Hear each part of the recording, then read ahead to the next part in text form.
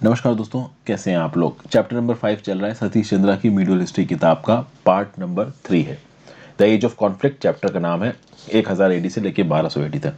यहाँ पे जब टर्किश कॉन्क्वेस्ट था नॉर्थ इंडिया का, उसको देखेंगे, और बैटल ऑफ तराइन, ये जो तराइन का युद्ध हुआ था मोहम्मद गोरी के बीच में और पृथ्वीराज चौहान के बीच में, इसके बारे में हम लोग बात करेंगे। थोड़ी बहुत इसकी डिटेल्स मैंने इससे पहले वाली वीडियोस में जब राजपूत स्टेट्स के बारे में बात करा था तब बताई थी, यहाँ डिटेल में देखेंगे।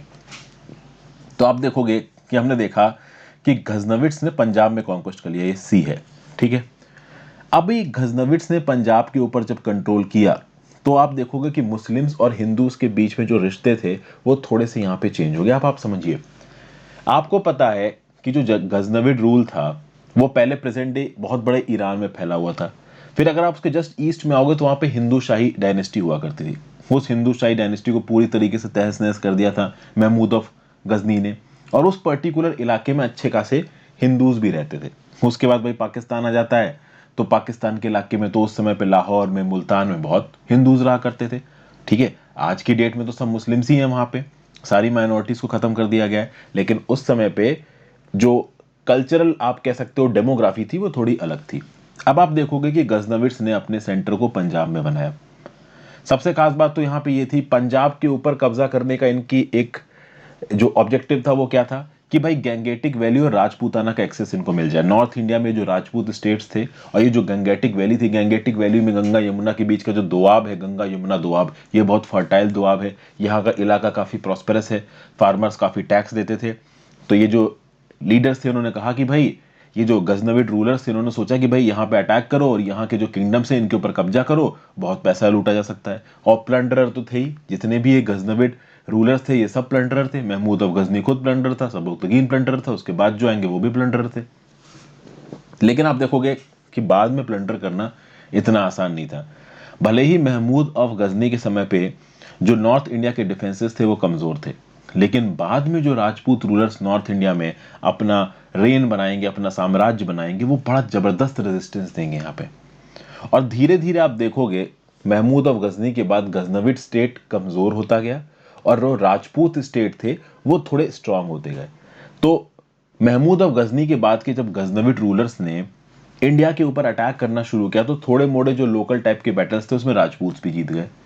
और ये जब जीत राजपूत को मिलने लगी तो राजपूत यहाँ पे कॉम्प्लेसेंट हो गए। कॉम्प्लेसेंट का मतलब समझते हो, जैसे कि फॉर एग्जाम्पल आपने किसी के साथ एक कुश्ती का मैच लड़ा और उस कुश्ती के मैच में आप बहुत आराम से जीत गए, फिर 2-3 मैच आप और जीत गए, तो आप कॉम्प्लेसेंट हो गए कि अरे यार मैं तो इस खेल में माहिर हूं और अब तो मैं जीत ही जाऊंगा। और एकदम से कोई एक ऐसा अपोनेंट आया जिसने उठा के आपको पटक दिया, धर दिया। तो कुछ इस प्रकार का यहाँ पे राजपूत के साथ भी हुआ। तो एक चीज यहाँ पे ये होने लगी कि छोटे मोटे बैटल्स होने लगे और उस छोटे मोटे बैटल्स में कुछ हद तक राजपूत को यहाँ पे विक्ट्रीज भी मिलनी शुरू हुई। लेकिन कहीं ना कहीं ये जो गजनविड रूलर्स थे ये राजपूत टेरिटरीज के बहुत पास खड़े हुए थे। उसके बाद आप देखोगे कि जो मुस्लिम ट्रेडर्स थे, कहीं ना कहीं मुस्लिम ट्रेडर्स ये पंजाब के इलाके में तो थे ही। अब समझिए, ये जो पंजाब का इलाका था, जिसमें उस समय का पंजाब का इलाका मतलब आज की डेट का ये जो मुल्तान, लाहौर, ये वाला जो इलाका है पाकिस्तान का, ये उस समय पे इसको पंजाब बोले और उस समय पे उस पर्टिकुलर इलाके पे गजनविड्स का कंट्रोल हो चुका था। अभी गजनविड्स का कंट्रोल कैसे हुआ पिछली वीडियो में आपको बता चुका हूं, कैसे हिंदू शाही डायनेस्टी को बढ़ा के मतलब हरा के गजनविड्स आगे आए थे। महमूद ऑफ गजनी ने हिंदू शाही डायनेस्टी को खत्म किया और पंजाब के बड़े इलाके पे कब्जा किया, अफगानिस्तान के भी कुछ इलाके पे कब्जा किया, और इसी कब्जे पे बाद के गजनवी रूलर्स भी आके कहीं ना कहीं पंजाब के इलाके में बड़ी मात्रा में सेटल हो गए। एक बात मैं आपको बता दूं, पंजाब के इलाके में उस समय पे बहुत हिंदूज रहते थे, रीजन बीइंग कि वो इंडियन सब कॉन्टिनेंट का पार्ट था। तो ये मत समझिएगा कि उस समय पे सब मुस्लिम्स रहते थे इस इलाके में, नहीं। ये रूलर्स थे गजनविट्स जो कि आपके मुस्लिम्स थे, लेकिन जनता मेजोरली वहां पे हिंदूज थी। तो अब आप यहां पे समझोगे, हिंदूज वाली बात मैं इसलिए बता रहा हूं, रीजन भी कि यहाँ पे हिंदू मुस्लिम इंटरैक्शन होना शुरू होगा। बहुत सारे मुस्लिम ट्रेडर्स पहले आके पंजाब के इलाके में सेटल होंगे और फिर वो पंजाब से इलाके से नॉर्थ इंडिया में घुसने की कोशिश करेंगे, मतलब प्रेजेंट डे पाकिस्तान से आज के नॉर्थ इंडिया में घुसने की कोशिश करेंगे। और इन मुस्लिम ट्रेडर्स को कहीं ना कहीं इंडिया में स्वागत भी किया जाता था। रीजन भी कि इंडिया के जो भी राजे रजवाड़े थे वो ट्रेड की इंपॉर्टेंस को समझते थे। वो जानते थे कि जितना भी सेंट्रल और वेस्ट एशियन कंट्रीज के साथ ट्रेड बढ़ेगा उतनी ही सरकार की इनकम बढ़ेगी, उतना ही लोगों को पैसे मिलेंगे, उतना ही लोग टैक्स बनेंगे। तो नॉर्थ इंडिया के बहुत से टाउन्स में मुस्लिम ट्रेडर्स की कॉलोनीज यहां पे बननी शुरू हो गई। इनको काफी वेलकम किया गया इंडिया में, इनको जगह दी गई कि भाई आप यहाँ पे रहो और अपना धंधा बना करो। और उसके साथ साथ आप देखोगे कि कुछ मुस्लिम रिलीजियस प्रीचर्स भी इंडिया में एंट्री मारेंगे, जिनको बोला जाएगा सूफीज। ये जो सूफी प्रथा है इंडिया में, काफी प्योर प्रथा है, काफी पायस प्रथा है, और बहुत सारे सूफीज आके इंडिया में रहने लगे। शुरुआत में जब इन सूफीज ने इंडिया में एंट्री मारी तो कहीं ना कहीं इनका जो मेन टारगेट था वो जो मुस्लिम सेटलर्स थे इन इलाकों के, तो पंजाब के और जो भी नॉर्थ इंडिया में मुस्लिम्स जाके सेटल हुए थे, मुस्लिम ट्रेडर्स, मुस्लिम लोग, उनको सिखाते थे सूफीज। लेकिन सूफीज की खास बात ये थी कि ये लोग love, faith, dedication to one god की बात करते थे, और इनके जो ख्यालात थे ना बहुत हद तक सेक्युलर फॉर्म में लोगों के पास पहुंचते थे।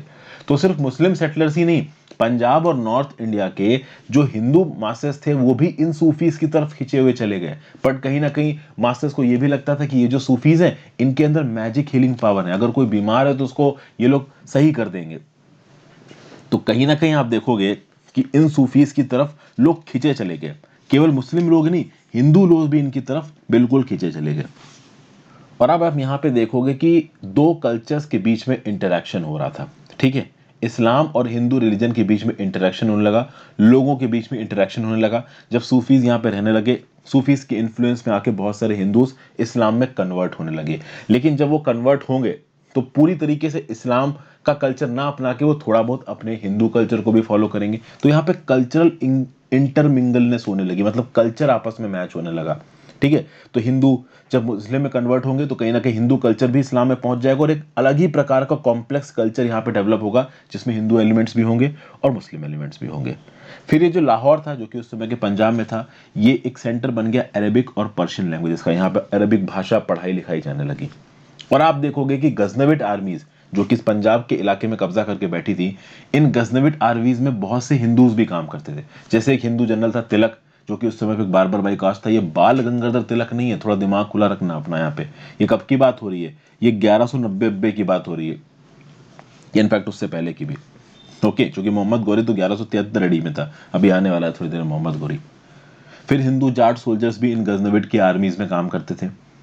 ओके, फिर आप देखोगे कि कहीं ना कहीं यहां पे तो कुल मिला के हो यहां पे ये रहा था कि तो जो गजनविड आर्मी थी, ये गजनविड आर्मी यहां पे पड़ रही थी कमजोर, ठीक है। नॉर्थ इंडिया में भी थोड़ी देर में पहुंचते हैं। अब आप समझिए, पॉलिटिकल सिचुएशन सेंट्रल एशिया में बहुत तेजी से बदल रही थी। एक और ही टर्किश ट्राइब्समैन का यहाँ पे ग्रुप पहुंचा, जिसमें से कुछ लोग बुद्धिज्म को मानते थे और कुछ लोग पैगनिज्म को मानते थे। ये पैगनिज्म की थ्योरी क्या बोलती है?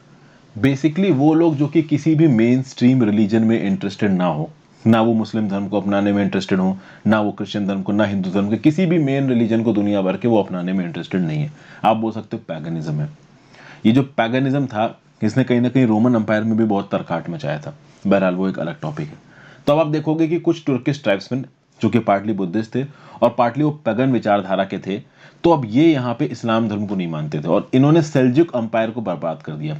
जो सेल्जुक टर्क्स थे, वो सेल्जुक टर्क्स जो कि बहुत लंबे समय से गजनविड्स को परेशान कर रहे थे, सेल्जुक टर्क्स को यहाँ पे दबा दिया गया।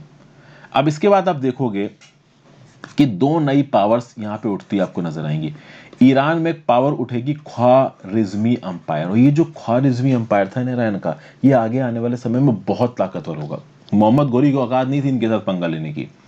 और एक और अंपायर उठेगा जिसका नाम होगा घुरिड अंपायर। ये घुर में बेस्ड होगा, ये GBUR है, ये GHUR एक्चुअली। तो एक अंपायर उठेगा घुरिड अंपायर, जो कि घुर नाम की जगह में बेस्ड होगा नॉर्थ वेस्ट अफगानिस्तान में। ये जो घुरिड्स थे, ठीक है, ये वेसल्स थे गजनी के। गजनी के वेसल्स मतलब कि गजनी की आर्मी में काम करते थे एज सोल्जर्स ये घुरिड्स, और बाद में इन घुरिड्स ने अपनी खुद की ताकत को असर्ट कर दिया, गजनी के रूलर्स की अथॉरिटी को मानने से इनकार कर दिया। फिर आप देखोगे कि जो घुरिड्स की ताकत थी वो एक पर्टिकुलर पर्सन के अंदर बढ़ी, जिसका नाम था सुल्तान अलाउद्दीन। सुल्तान अलाउद्दीन ने टाइटल लिया द वर्ड बर्नर, जहान सोच। लगभग mid of the 12th century में ये जो सुल्तान अलाउद्दीन था बहुत ताकतवर हो गया, और ये इतना ताकतवर हो गया कि जो सेंट्रलाइज्ड गजनी के रूलर्स थे उसको तबाह कर दिया इसने। गजनी नाम का जो शहर है ना, उस पर अटैक किया और पूरा बर्बाद कर डाला उसको।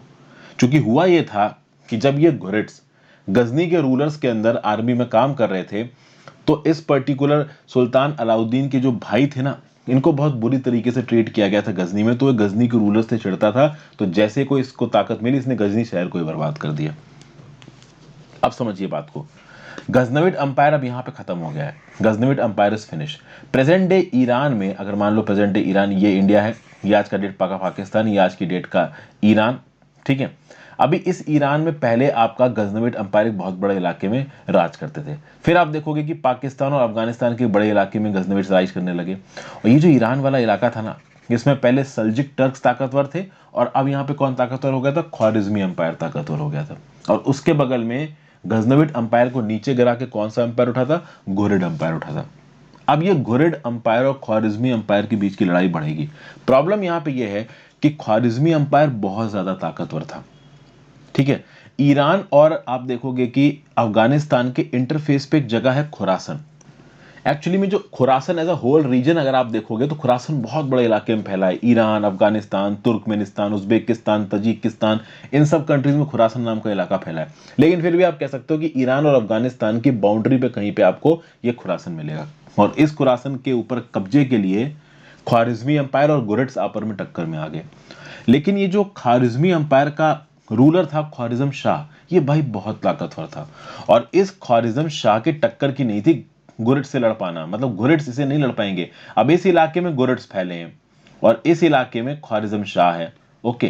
ख्वारिज्म शाह ने पीछे ढकेल दिया गुरिड्स को, मोहम्मद गोरी और उससे पहले जो उसके जो और सीनियर रूलर्स थे उसको पीछे ढकेल दिया यहाँ पे ख्वारिज्म शाह ने। तो ख्वारिज्म शाह ने, जो कि आप कह सकते हैं तो ख्वारिज्मी अंपायर का था, उसने खुरासन के पूरे इलाके के ऊपर कब्जा कर लिया, ठीक है। तो अब घुरिड्स की वेस्टवर्ड मार्च बंद हो गई, ठीक है ना। घुरिड्स पंजाब के इलाके में और थोड़ा बहुत अफगानिस्तान के इलाके में फैले थे, और वेस्ट वो जा नहीं सकते, क्योंकि और वेस्ट में जाएंगे तो ख्वारिज्म अंपायर मिल जाएगा, और वहां पे बैठा हुआ ख्वारिज्म शाह जो इनको मार मार के, मतलब दौड़ा दौड़ा के मारे।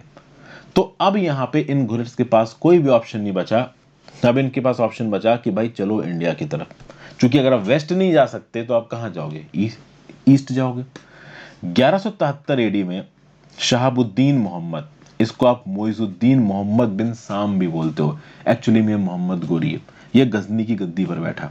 इसका बड़ा भाई घुर नाम की जगह पर रूल कर रहा था, ये गजनी की गद्दी पर बैठा, ओके। तो अब समझिए मोहम्मद गोरी बहुत बाद में आया है आपके, किसके, महमूद ऑफ गजनी के। कुछ लोग महमूद ऑफ गजनी और मोहम्मद गोरी में कंफ्यूज हो जाते हैं। महमूद ऑफ गजनी गजनविड अंपायर का था। ये जो घुरिड्स थे इनकी डायनेस्टी घुरिड्स थी, कहीं ना कहीं ये गजनी के डायनेस्टी को हटा के ताकत में आए थे, तो it was a different dynasty, ठीक है। अब आप समझोगे कि ये जो घुरिड है, और आप कह सकते हो इसका जो लीडर है मोहम्मद गजनी, ये धीरे धीरे आपका पंजाब के इलाके में घुसना कुछ शुरू करेगा। क्योंकि आपको पता है कि जो गजनविड्स थे वो पंजाब के इलाके में प्रेजेंट डे पाकिस्तान में मतलब टिक के बैठे थे। तो मुल्तान, उच्च, ये सब किसके कंट्रोल में था, ये सब आपके गजनविड्स के कंट्रोल में था। तो गजनविड्स को उखाड़ के फेंकना था, तो यहाँ पे मोहम्मद गोरी गोमल पास को पास करते हुए मुल्तान पहुंचेगा, उच्च पहुंचेगा, और गजनविड रूलर्स को वहां पे उखाड़ फेंकेगा। 1178 में वो गुजरात में एंट्री मारने की कोशिश करेगा वाया राजपूताना डिजर्ट। लेकिन प्रॉब्लम ये कि उस समय पे जो गुजरात का रूलर था और उसकी जो रीजेंट माँ थी, उन्होंने दौड़ा दौड़ा के भगाया यहाँ पे मोहम्मद गोरी को। माउंट आबू के पास एक बैटल हुआ गुजरात के रूलर के बीच में और मोहम्मद गोरी के बीच में, और यहाँ पे दौड़ा दौड़ा के मोहम्मद गोरी को वापस भेजा गया। मतलब सबसे पहला जो एक्सपेडिशन था मोहम्मद गोरी का इंडिया के अंदर, मोहम्मद गोरी को मुंह की खानी पड़ी, वापस भागना पड़ गया यहाँ से। उसके बाद आप देखोगे कि इतना बुरा हो गया था कि मोहम्मद गोरी की जान जाने वाली थी। तो इसको समझ में आया कि भाई पंजाब में परमानेंट बेस बनाना पड़ेगा, और पंजाब में तो परमानेंट बनाने की वैसे ही ये लोग फेवर में थे। इनका तो था ही कि भाई वेस्ट तो हम जा नहीं सकते, ईरान के अंदर जो ख्वारिज्मी अंपायर है इसको तो हम हरा नहीं पा रहे, तो हम हराएंगे किसको, तो इंडिया की तरफ चलते हैं। तो इंडिया की तरफ चलेंगे तो बीच में तो पाकिस्तान आएगा, प्रेजेंट डे पाकिस्तान। उस समय पे पाकिस्तान इंडियन सब कॉन्टिनेंट का हिस्सा माना जाता था। तो अब जब ये लोग पाकिस्तान तक पहुंचेंगे, मुल्तान और लाहौर की जगहों पे पहुंचेंगे, वहां कौन बैठा है, तो वहां पे गजनविड रूलर्स बैठे हैं। तो गजनविड रूलर्स के साथ लड़ाई होगी, इनको हराया जाएगा, और फिर पंजाब के ऊपर कब्जा करेगा यहाँ पे मोहम्मद गोरी, ठीक है। तो मोहम्मद गोरी ने कैंपेन लॉन्च कर दिया गजनवी पोजेशंस के ऊपर। 1190 तक मोहम्मद गोरी ने पेशावर, लाहौर, सियालकोट, इन सब के ऊपर कब्जा कर लिया। अब जब उसने पंजाब पे कब्जा कर लिया, तो जो उसकी पुरानी चाह थी कि पंजाब पे कब्जा करने के बाद अब चलेंगे गंगेटिक वैली की तरफ, नॉर्थ इंडिया की तरफ, गंगेटिक दोआब की तरफ। गंगा की जो नदियां थी उसके आसपास की नदियों के बीच का जो फर्टाइल लैंड था इसको दोआब बोला जाता था। दोआब मतलब वो जमीन जहां पे दो नदियों का पानी आके सिंचाई करता है। तो ऐसी जमीन पे फसलें बहुत अच्छी होती हैं, किसान बहुत अमीर होते हैं, तो भैया गवर्नमेंट को टैक्स भी अच्छा मिलता है। तो यहां पे भाई एंट्री मार के कब्जा करने के चक्कर में था मोहम्मद गोरी। और समझिए बात को, महमूद ऑफ गजनी और मोहम्मद गोरी की अप्रोच अलग थी। महमूद ऑफ गजनी इंडिया में आया, वो चाहता तो इंडिया में अपना राज स्थापित करके वहां से रूल कर सकता था, लेकिन महमूद ऑफ गजनी आया, लूटा पाटा वापस चला गया। मोहम्मद गोरी सिर्फ लूटने के लिए नहीं आ रहा था, वो कहीं ना कहीं यहां सेटल होने के लिए आ रहा था। समझ गया? अब समझिए बात को, यहां पे मोहम्मद गोरी ऑलमोस्ट इंडियन सब कॉन्टिनेंट में प्रेजेंट डे जो राजस्थान और इंडिया का पंजाब वाला इलाका है, इसमें घुसने को तैयार बैठा है। पाकिस्तान के पेशावर, लाहौर, सियालकोट के ऊपर वो कब्जा कर चुका है। अब यहां पे इंडिया के नॉर्दर्न इंडिया में जो राजपूत रूलर्स हैं वो ठीक ठाक स्ट्रांग हो चुके हैं। अब ये महमूद ऑफ गजनी वाला समय नहीं है कि महमूद ऑफ गजनी अंदर घुसेगा और उसको कोई भी प्रॉपर रेजिस्टेंस नहीं मिलेगा। यहाँ पे रेजिस्टेंस के लिए तगड़े रूलर्स खड़े थे। उस समय पे चौहान पावर अपने जेनिथ पे थी, चौहान पावर बहुत तेजी से आगे बढ़ रही थी। और इससे पहले भी जो अटैक्स हुए थे, जैसे कि गजनविट्स की तरफ से जो अटैक हुए, तो ये गजनविट्स में भी टर्क्स थे। मैंने आपको बताया है गजनविट्स में बहुत सारे कन्वर्टेड टर्क्स थे, मैंने पिछली वीडियो में बताया, देखी जाके। तो ये टर्क्स कभी कभी जब गजनविट्स के अंदर इंडिया की तरफ अटैक करने की कोशिश करते थे, तो ये जो चौहान रूलर्स थे वो रेजिस्ट करते थे। और जैसा कि मैंने आपको बताया कि राजपूत रूलर्स ने छोटे छोटे लोकल बैटल्स में इन गजनविट रूलर्स को हराया है। तो उस समय पे बहुत सारे टर्क्स मारे गए जो कि गजनविट की आर्मी में काम करते थे, बहुत सारे हिंदूज भी मारे गए जो कि गजनविट्स की आर्मी में काम करते थे। तो अब यहां पे आप देखोगे कि चौहान पावर और कहीं ना कहीं गजनविट की जगह पे अब जो नई पावर आई थी गोरी की, इन दोनों के बीच में लड़ाई होनी ऑलमोस्ट मतलब प्रोबेबली थी। चूंकि दिल्ली के ऊपर भी अब पृथ्वीराज चौहान का कब्जा था। दिल्ली जो कि ढिलिका था, पहले तोमर्स के अंदर थी, अब वो चौहानों के अंदर आ चुकी थी।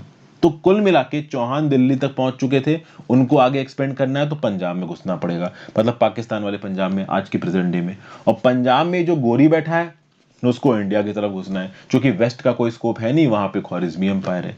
तो अब इन दोनों का कॉन्फ्लिक्ट में आना ऑलमोस्ट तय था। बैटल वॉज इनएविटेबल, बैटल होना ही था। और ये जो कॉन्फ्लिक्ट स्टार्ट हुआ, ये हुआ तबर हिंदा नाम की जगह पे लिए। ये पता है ना कि जो तबर हिंदा है ये कौन सी जगह है? आज की डेट के पंजाब में भटिंडा डिस्ट्रिक्ट पड़ती है ना, वही है ये तबर हिंदा। इस तबर हिंदा के ऊपर मैं कब्जा करूंगा, मोहम्मद गोरी ने बोला, पृथ्वीराज चौहान ने बोला मैं कब्जा करूंगा, और दोनों लड़ पड़े। ये तबर हिंदा कहीं ना कहीं आपका रजिया सुल्तान के साथ भी एसोसिएटेड है। अभी दिल्ली सल्तनत की पहली वीडियो में जब मैं रजिया सुल्तान के बारे में बात करूंगा, तभी जो तबर हिंदा है ये फिर से आएगा। प्रेजेंट डे पंजाब में जो भटिंडा है वही तबर हिंदा था। ओके, अब यहाँ पे हुआ बैटल ऑफ तारा 1191 में, और यहाँ पे जो गोरी की फोर्सेस थी वो बुरी तरीके से हरा दी गई। ये जो मोहम्मद गोरी था ये ऑलमोस्ट मरने वाला था, बट एक यंग खालजी हॉर्समोन ने इसकी जान बचा ली और इसको भगा के ले गया। आप देखोगे पृथ्वीराज चौहान ने तबर हिंदा के ऊपर सीज डाल दी। 12 महीने की सीज के बाद कहीं ना कहीं पंजाब के इस पर्टिकुलर इलाके से गुरिट्स को पीछे की तरफ ढकेला, मतलब तबर हिंदा के ऊपर कहीं ना कहीं आपका गोरी का कब्जा नहीं रख पाया, वहां से भगा दिया पृथ्वीराज चौहान ने इन गोरी को और गोरी की आर्मी को। लेकिन यहां पे एक प्रॉब्लम थी। ये जो आप कह सकते हो कि मोहम्मद गोरी नाम का रूलर था, ये हार मानने वाले लोग तो थे नहीं। उस समय के लोग हार मानने वाले कहाँ थे? और यहाँ पे पृथ्वीराज चौहान थोड़े रौले में आ गए, थोड़ा हीरो बन गए। वो उन्होंने हरा दिया था, ये बड़ी बात है, ठीक है ना, नो डाउट। बहुत करेजियस, बहुत वैलर, सब कुछ था उनके पास, बट स्ट्रैटेजिक थिंकिंग थोड़ी सी कम पड़ गई, वॉर के बेसिक नियम कम पड़ गए। रीजन बीइंग कि जो राजपूत थे वो आपस में ही वॉर लड़ रहे थे, और राजपूतों के वॉर लड़ने का तरीका अलग था। लेकिन ये जो टर्किश रूलर्स थे, ये जो बेसिकली तुर्क्स थे, जो कि कहीं ना कहीं सेंट्रल एशिया से और वेस्ट एशिया से लड़के इंडिया की तरफ आ रहे थे, इनके लड़ने का तरीका अलग था। तो अगर इस तरीके के बारे में पृथ्वीराज चौहान को पता होता तो उसको ये मालूम होता कि ये पलट के अटैक करेगा ही करेगा। लेकिन यहां पे पृथ्वीराज चौहान ने मोहम्मद गोरी को हल्के में ले लिया, इग्नोर कर दिया, ठीक है। तो भले भटिंडा या तबर हिंदा नाम की जगह है, इसके ऊपर तो कब्जा कर लिया पृथ्वीराज ने, लेकिन जिस समय पे मोहम्मद गोरी वापस भाग रहा था ना, उस समय पे मोहम्मद गोरी को अगर दौड़ा के पृथ्वीराज मार देता तो कहीं ना कहीं मोहम्मद गोरी का खतरा पृथ्वीराज के ऊपर दोबारा नहीं आता। लेकिन बात यह थी कि चूंकि पृथ्वीराज चौहान ने मोहम्मद गोरी का पीछे नहीं किया, इससे मोहम्मद गोरी को समय मिल गया।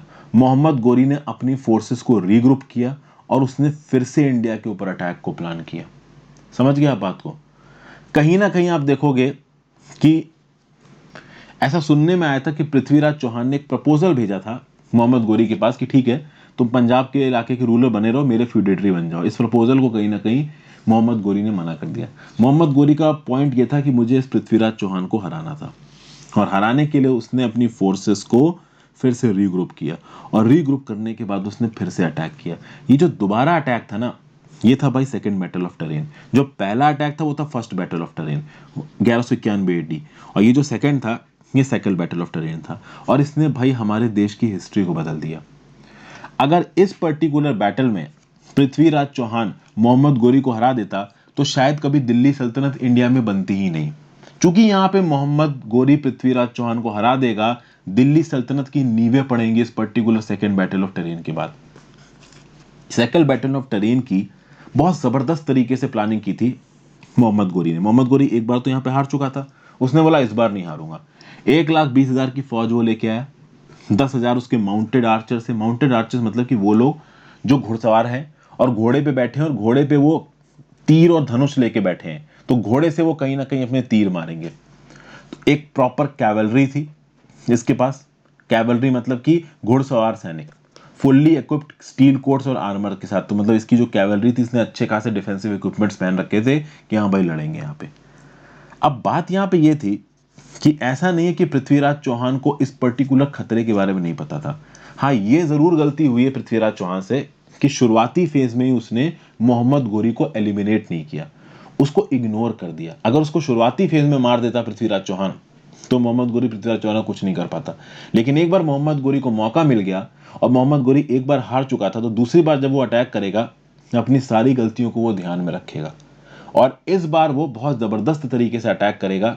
जब तक पृथ्वीराज चौहान को ये पता चला कि भाई मोहम्मद गोरी का अटैक इतना खतरनाक होने वाला है, कहीं ना कहीं पृथ्वीराज चौहान ने बहुत सारे नॉर्दर्न राजपूत स्टेट से मदद मांगी। क्योंकि अब पृथ्वीराज चौहान को पता था कि एक बहुत बड़ी फोर्स लड़ने के लिए आ रही है और बहुत तैयारी के साथ आ रही है, और पृथ्वीराज चौहान को लग गया कि कहीं ना कहीं उसकी आर्मी कम पड़ेगी, तो उसने इधर उधर से मदद मांगी। बहुत सारे नॉर्थ इंडियन राजपूत स्टेट्स ने मदद भेजी भी, केवल एक रूलर ऐसा था जयचंद जिसने मदद नहीं भेजी। एक्सपर्ट्स का बोलना है कि जयचंद ने मदद इसलिए नहीं भेजी क्योंकि उसकी बेटी संयोगिता को भगा के ले गया था पृथ्वीराज। हालांकि आप समझिए, ये चीज लिखी हुई है पृथ्वीराज रासो में। पृथ्वीराज रासो किसने लिखी? चंद्र बरदाई ने लिखी है, और ये पोएम इस पर्टिकुलर इवेंट के बहुत बाद में लिखी गई है। अब ये सब इवेंट्स कब के हैं? 12वीं शताब्दी के हैं। 1191 1192 में टरेन के युद्ध हो रहे हैं, तो ऑब्वियसली बात है जयचंद यहां मदद के लिए नहीं आ रहा है, तो उसकी बेटी पहले ही भगाई होगी। लेकिन अगर आप देखो तो ये पृथ्वीराज रासो कब मिली है? तो गुजरात का एक विलेज है धरनोजोवाली, उस विलेज से लगभग 1610 एडी के टाइम स्टैम्प के साथ ही पृथ्वीराज रासो नाम की बुक लिखी गई।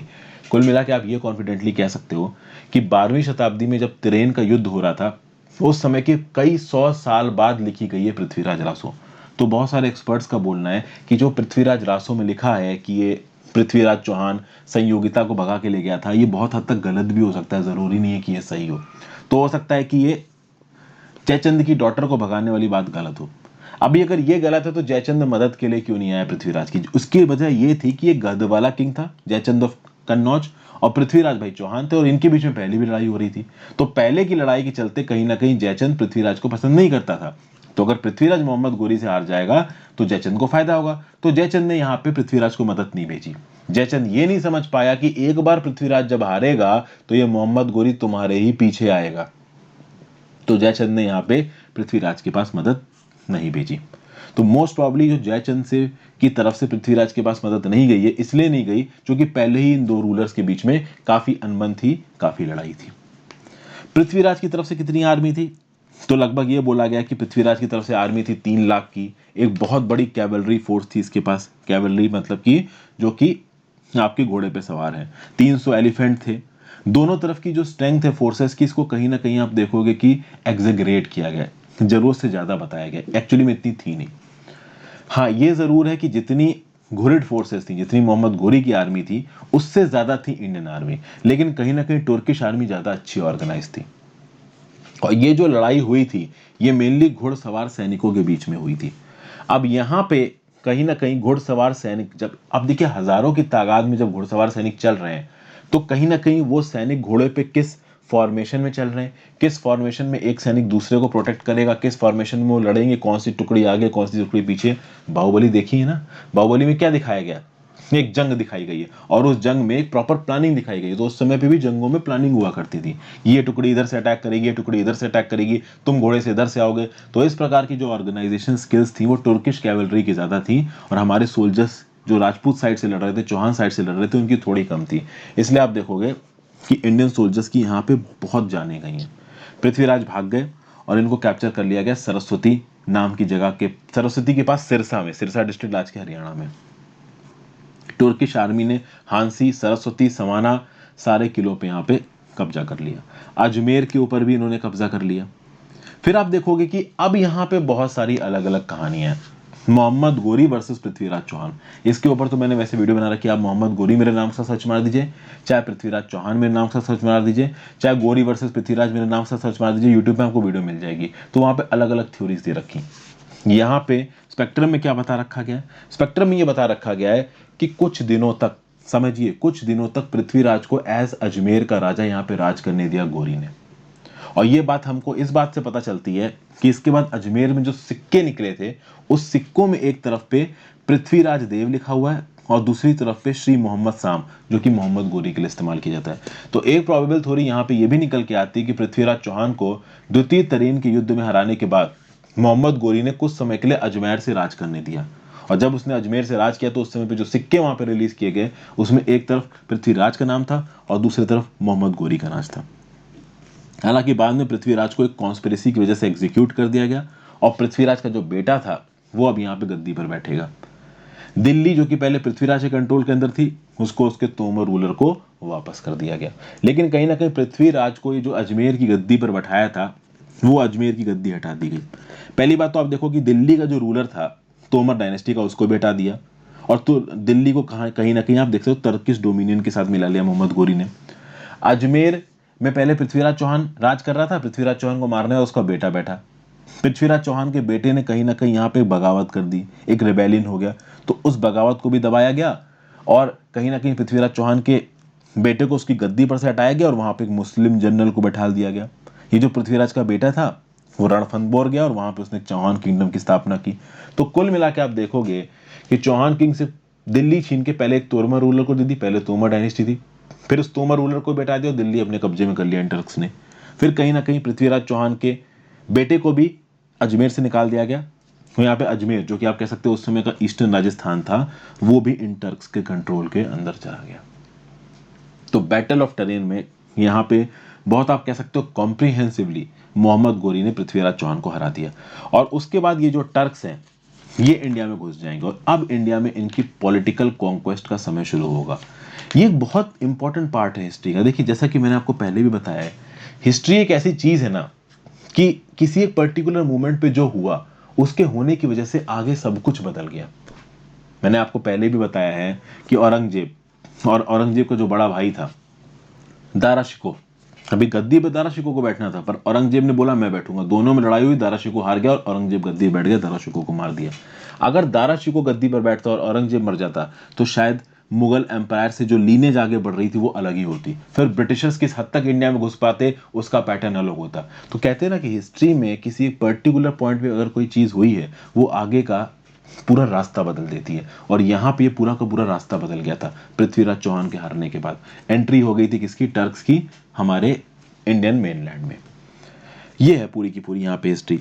आगे बात करेंगे Turkish conquest of Ganga valley. अब ऑब्वियस सी बात है बैटल ऑफ तरेन में जीतने के बाद यहाँ रुकेंगे तो ना टर्क्स, अब ये बाकी जगहों में फैलने की कोशिश करेंगे। तो पहले जो जयचंद्र मदद के लिए नहीं भेजा था इन्होंने, अब जयचंद्र के साथ भी लड़ाई होगी। अब देखते हैं जयचंद्र का आगे क्या हाल होता है। तो इसको मैं कंटिन्यू करूंगा अगले वीडियो में। आई होप आपको ये वीडियोस पसंद आ रही दोस्तों, ज़्यादा से ज़्यादा लोग सदन को शेयर करिएगा। Thank you for watching. Channel को शेयर और सब्सक्राइब कर दीजिए, वीडियो को लाइक कर दीजिए। फायदा हो रहा है तो आप ज्वाइन बटन दबा के मदद भी कर सकते हैं। ओके, जितना ज़्यादा लोग ज्वाइन बटन दबाएंगे उतना अच्छा लगेगा। वीडियोस को शेयर कर दीजिए। टेलीग्राम ग्रुप ज्वाइन कर लीजिए, वहाँ पे आपको मेरे लेक्चर्स की नोटिफिकेशन मिल जाएगी और harshitdwedi.com पे जाके आप करंट अफेयर्स भी पढ़ सकते हैं। Have a great day, good bye.